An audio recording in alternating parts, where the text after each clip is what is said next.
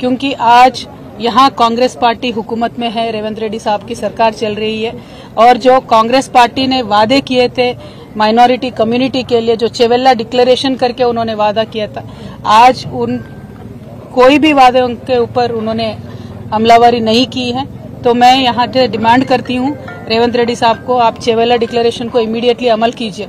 आप पे कोई भरोसा नहीं करने वाला था, इसीलिए आप लगातार गांधी फैमिली को तेलंगाना पे लाते रहे और उनके भरोसे पे थोड़े यहाँ पे लोग भी आपको वोट दिए।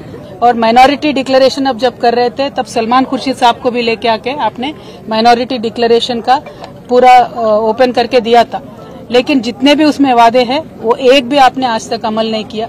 आपने बजट के बारे में बात किया, जो माइनॉरिटीज को, मुसलमानों को इस बार बजट में दिए उसमें 4% भी आज तक आपने खर्च नहीं किया।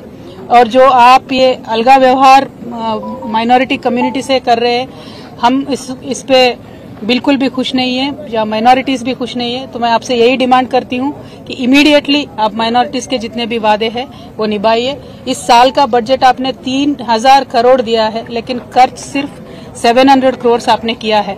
तो मेरा ये डिमांड है कि आप माइनॉरिटी कम्युनिटी के साथ दीजिए, क्योंकि केसीआर साहब जब यहाँ पे थे पिछले 10 सालों में कम्युनल वायलेंस का एक भी इंसिडेंट नहीं हुआ था, लेकिन ये एक साल में जितने कम्युनल वायलेंस के यहाँ पे इश्यूज हुए हैं, ये देख के बहुत एक दर्द होता है हम सबके दिलों में, क्योंकि एक अमन और चैन के साथ तेलंगाना रहता था, एक गंगा जमुना तहजीब को हमने कायम करके रखा था।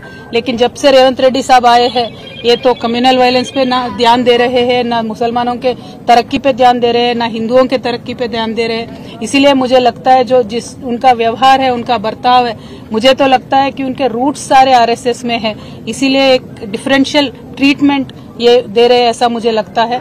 तो I will say that mister Revanth Reddy ji, आप अभी फोकस करिए माइनॉरिटी से इश्यूज पे, स्पेशली माइनॉरिटी वुमेन के लिए आपने जो प्रॉमिस किया था कि 1,60,000 देंगे कल्याण लक्ष्मी का, आप वो दीजिए। उसके साथ साथ आप सोना भी देने वाले थे, 1 तोला सोना भी देने वाले थे, वो दीजिए।